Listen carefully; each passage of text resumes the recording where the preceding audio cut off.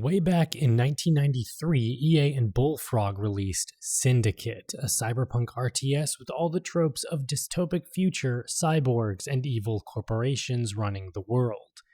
In 2012, EA and Starbreeze rebooted that series to a first-person, somewhat tactical shooter. So yeah, Syndicate. It was one of those games that received mixed reviews upon its release. It's mostly remembered today for the entire thing being covered in bloom, and Sonny Moore, aka Skrillex, for remixing the soundtrack. So let's install and get it running first, shall we? First thing naturally is to install it. You can pick it up on Origin or key sites for around $10, maybe cheaper on sale. Now that it's installed, we have to get it running. If you are running Windows 8 through 10, you have to do this.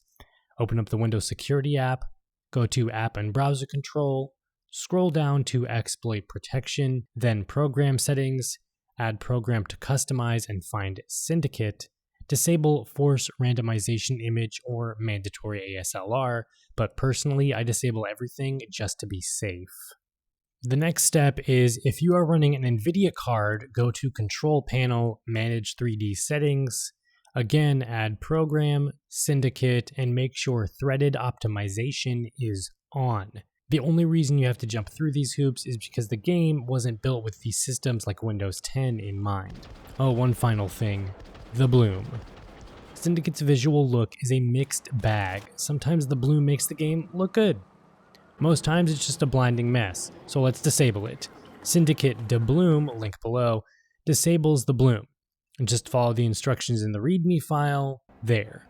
Now we have a bloom-free game for the most part and can take in the work Starbreeze created without it burning out our retinas.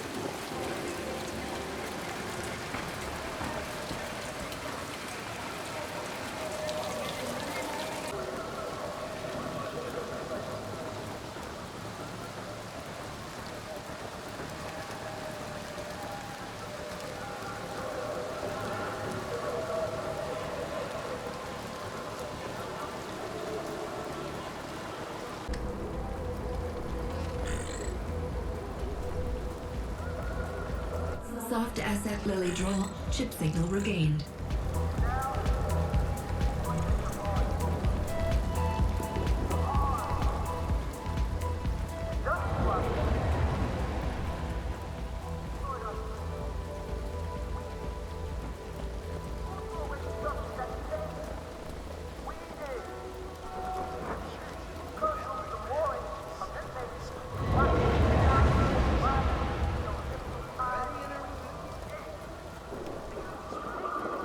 Alright, all done. So, we play Agent Miles Kilo for the largest syndicate in the world, Eurocorp. We just had the latest chip, the Dart 6, installed because in this universe, Intel and AMD run everything basically. So Adam Jensen 6.0 here and his mentor/partner are set out to do some wet work on a rival corporation. I've got this little thing coming up that you'd be just perfect for. Meet Gary Chang, Chief Psych Engineer at Aspari. They're equivalent to Lily here. Except for the looks. My sources indicate he's working on something that's just a little bit too much like the Dart 6. It's a clear patent infringement. Typical cyberpunk conspiracy stuff happens, and then we are hurled down a path of uncovering the mystery as to why typical cyberpunk conspiracy stuff happens. Here's my first complaint. The story isn't that great. It's generic.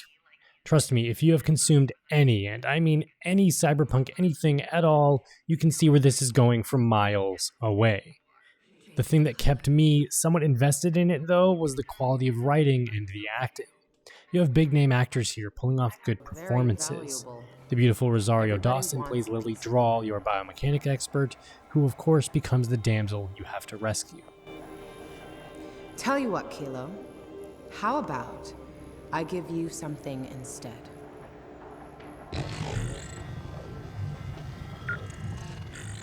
Chip-to-chip upgrades initiated. You have Michael Wincott as Merritt, your oh-so-upbeat partner, mostly known for The Crow, Strange Days, and other films. Surprising us. Volunteering to sign up for the prototype despite the risk of brain cancer. A real prodigy, all right. Or was it the thought of getting your head examined by the very lovely Dr. Droll? He's solid throughout, and the guy has a voice that could narrate the dictionary and make it sound good, so way to go Starbreeze. And perhaps the apex of the cast is legendary Brian Cox. He literally gets 10 minutes or so of screen time, but damn, does he make it count. The market is at a critical juncture, and war is brewing between the corporations. Cayman Global's been thumping their chest with this Panama Canal thing, and developments in chip technology are at the front line of the war. There's an obvious risk that Droll is going to defect. No, we can't allow that to happen, but at the same time, she's too valuable an asset to terminate. Sam. Jack. Still waiting for the numbers you promised. Something you're not telling me? I'm sorry. I should have. Now we get to the real important stuff about Syndicate, the gameplay. Here's where a lot of other complaints I've seen rise up. The gameplay isn't great either. To others, I think it's awesome. It's a competent, good challenged shooter. But at first you may not enjoy it that much. It took me a couple of playthroughs to really get the grasp of what Starbreeze was going for. Once you have your first go-round witnessing the forgettable story, I urge you to jump right back in. Syndicate's gameplay is one hell of a concept. It involves the aforementioned Dart 6 chip that you have installed inside your brain. Take note that so does everyone else. This gives you the ability to hack human beings with the click of a button. It boosts your reflexes and strength, pretty much Syndicate's version of bullet time. The Dart 6 gives you 3 core abilities besides the bullet time effect: Suicide, Breach, and Persuade. What they all do is pretty cut and paste. Suicide causes someone to, well, suicide. Breach breaks through that digital shield, backfires weapons to breach the defenses of the enemies, giving you a window to take them down. And Persuade mindjacks somebody to fight alongside you before they off themselves, unlike Jeffrey Epstein. These are the core of Syndicate's experience, and they are the reason I think you should play it more than once. Syndicate is challenging. That might be because I suck at shooters, but also because this game doesn't pull any punches. Enemies are downright bullet sponges.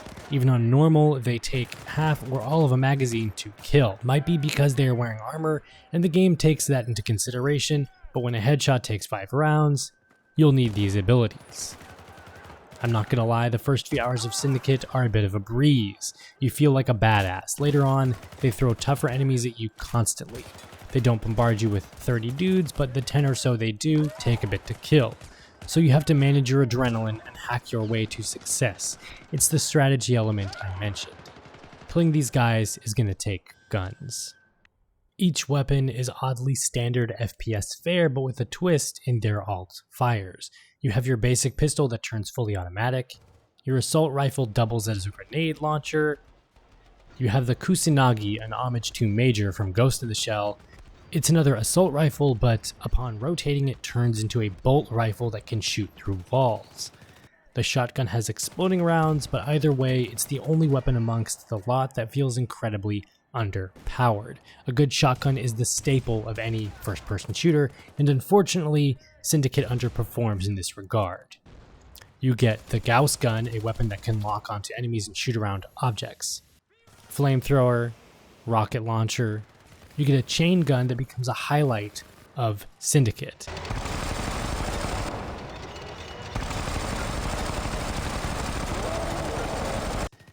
And one weapon that I don't want to spoil too much, you should experience it for yourself.